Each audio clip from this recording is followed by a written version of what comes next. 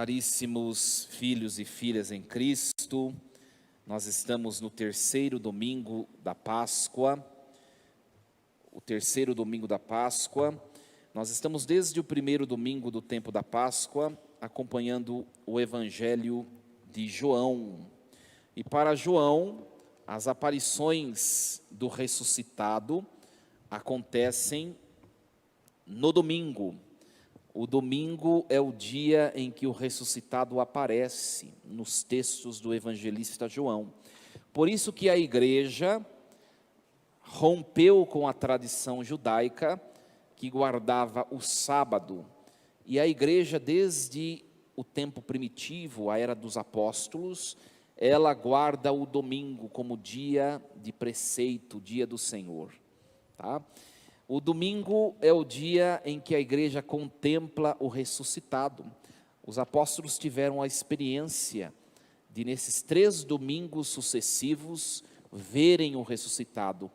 E nós também temos a experiência de todos os domingos e festas de guarda, de contemplarmos o mesmo ressuscitado que está assentado à direita do Pai na eternidade, mas que também se faz presente sobre cada altar, a cada domingo, quando o sacerdote eleva a hóstia consagrada, o cálice.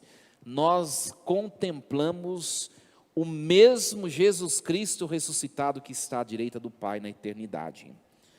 É claro que enquanto caminhamos aqui, nesta vida, neste mundo, e nos deparamos com o sacramento, nós vemos pão, nós tocamos pão, nós, quando comungamos, degustamos o sabor de pão. Hoje os nossos queridos adolescentes, nossas crianças, receberão pela primeira vez o Cristo ressuscitado, mesmo que está lá na eternidade à direita do Pai.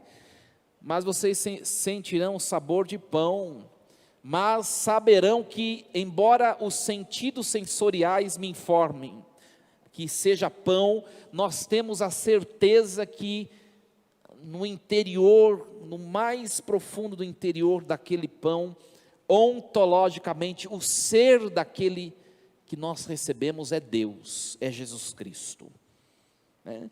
Então, por isso que nós guardamos o domingo. E hoje nós vamos meditar um pouquinho o Evangelho que nós ouvimos, e vamos meditar à luz da interpretação de Santo Tomás de Aquino.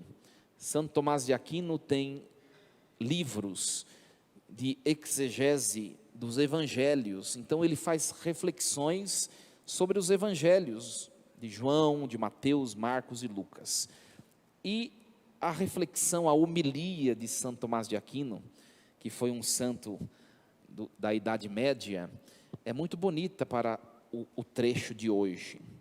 Primeiro, Santo Tomás, ele faz uma comparação. Nós ouvimos o Evangelho de hoje, sabemos que ele todo o relato se passa diante do mar da Galileia, ou o mar de Tiberíades. Quem já foi à Terra Santa sabe que é um grande lago, gigantesco, né?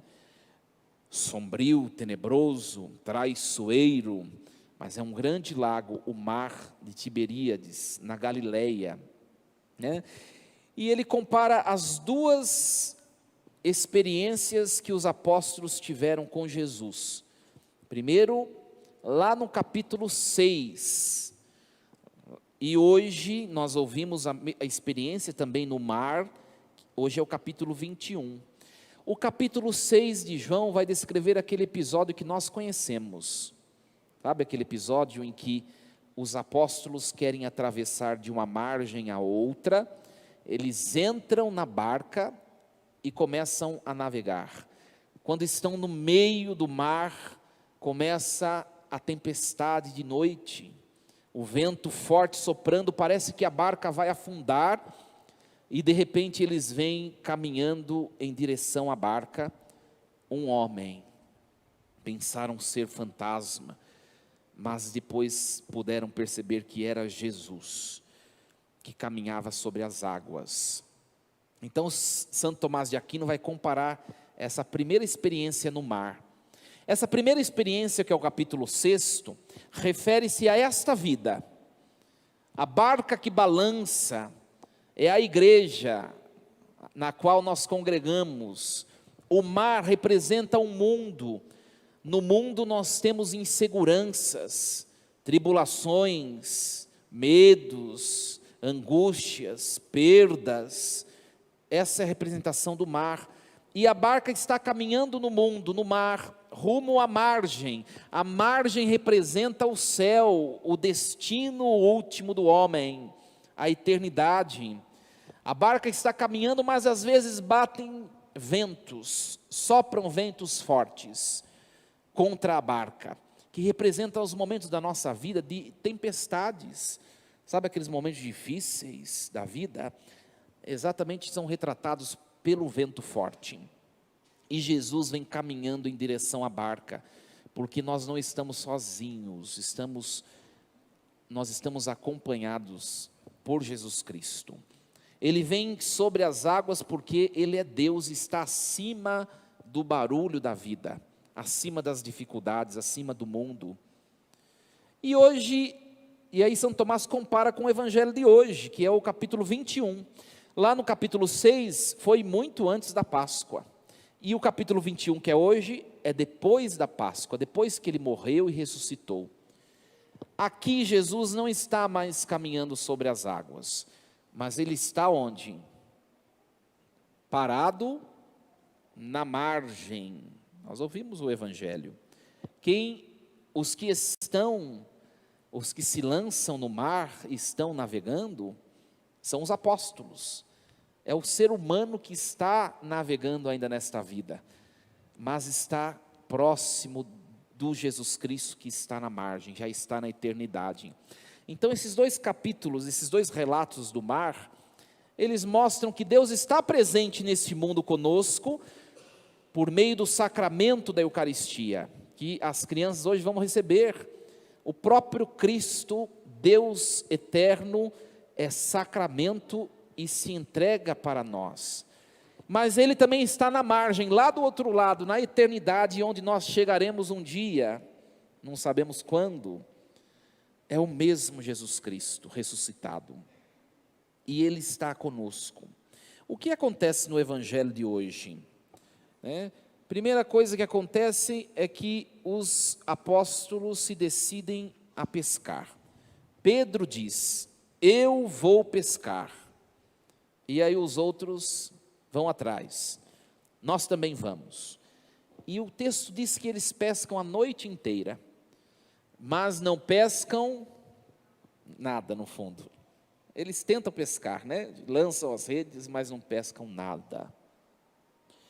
Eles voltam frustrados, já estão próximo da margem, para desistir da navegação. Desistir é um momento humano. O que retrata esse episódio com os apóstolos? A pesca frustrada significa pesca sem Deus, sem Jesus Cristo. São os acontecimentos humanos que mostram a ausência de Deus. No fundo, o que quer dizer de maneira resumida? Meus irmãos, as nossas pescas, se nós não colocarmos Jesus junto de nós, elas serão frustradas. Tudo que se faz sem a presença de Deus se frustra, não subsiste. Casamentos sem Deus, sem a igreja, vai se frustrar. Família sem Deus, sem a presença do ressuscitado, vai se frustrar. Não vai subsistir neste mundo, neste mar barulhento que é o mundo de hoje. Os nossos sonhos, os nossos projetos, se não tivermos em Deus, nós não vamos longe. É este o retrato da pesca frustrada. É o retrato da vida humana, quando o homem quer fazer da vida dele o que ele quer. Pedro falou: eu vou pescar, porque eu sou o cara. E de fato, esses apóstolos, eles eram especialistas em pesca. Alguns estudiosos dizem que eles tinham até uma pequena companhia de pesca.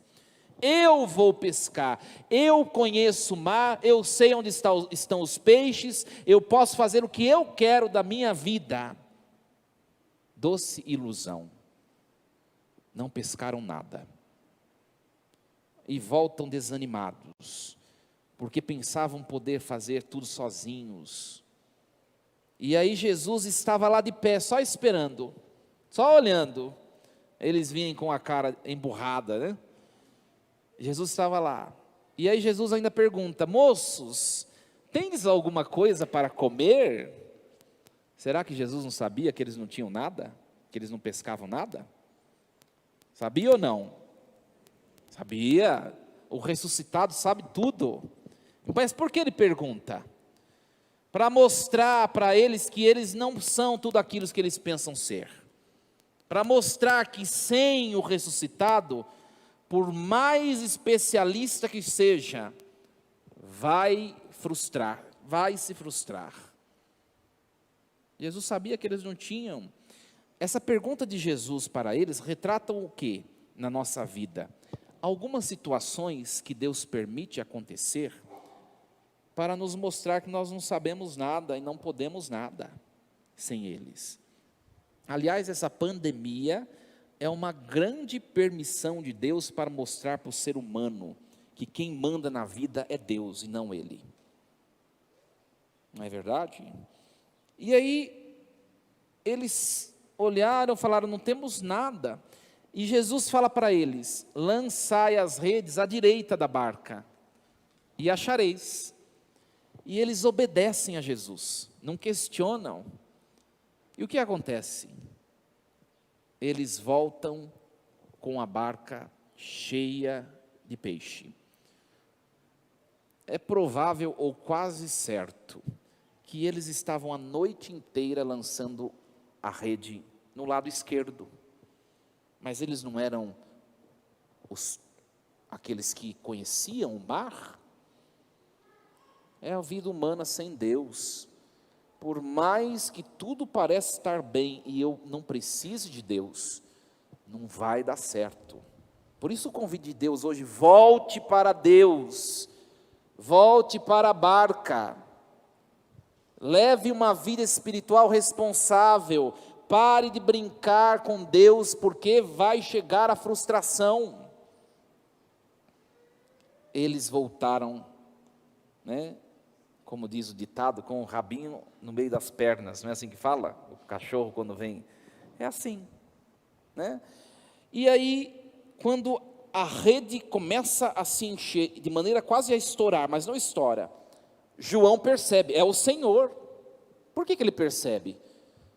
Porque ninguém mais do que nós poderia fazer isso, só Deus. Nós podemos, nós somos os pescadores por excelência. Se ele falou e aconteceu, é porque é Jesus Cristo. E quando Pedro ouviu João falar, Pedro se tomou de uma suprema caridade, embrasadora, de modo que ele não conseguiu nem esperar a barca chegar na margem, mas ele pulou no mar e quis, nadando, chegar antes dos outros, para, de fato, contemplar o ressuscitado. O desejo de encontrar, de abraçar a Jesus Cristo, porque percebeu que só em Jesus estava a solução para toda a sua existência, né? Será que nós agimos da mesma maneira para estarmos com Deus? Ou Deus é algo que não faz falta para nós, né? E de fato, aquele que ama, deseja estar o mais rápido possível, de maneira apressada com aquele ou aquela que é amado. Tem um monte de casalzinho de cabelo branco por aí, né, na assembleia. Pode ser que agora não, né? Mas lá na mocidade, quando estava no namorico, lembra? Não era um desejo de encontrar o amado, uma vontade, parecia uma ansiedade de estar. E de fato, aquele que ama quer estar com aquilo que é amado. Será que nós amamos a Deus? Estamos levando uma vida de busca de Deus de maneira constante e responsável? Se não estamos, é porque não amamos a Deus. Porque quem ama quer estar perto. Não existe aquilo lá. Ai, padre, eu amo tanto meu marido, amo tanto, mas eu vejo ele uma vez por ano. Existe isso? Mas a gente quer se convencer de que com Deus, o amor a Deus pode ser desse jeito. No fundo, a gente quer enganar a gente mesmo. Quem ama quer estar perto. Por isso, vocês hoje que vão receber a primeira Eucaristia, desejem sempre buscar o ressuscitado. E se os pais de vocês não quiserem ir, insista. Eu quero comungar a partir de hoje, todos os domingos, porque eu amo a Deus, eu amo a Jesus Cristo, eu preciso dEle, eu preciso de Jesus. É muito bonito o Evangelho de hoje. E aí, Jesus, quando eles chegam na margem com o barco cheio de peixe, já estava pronto lá, as brasas estavam acesas, já tinha peixe assando e pão, né? É aquele ditado lá, né?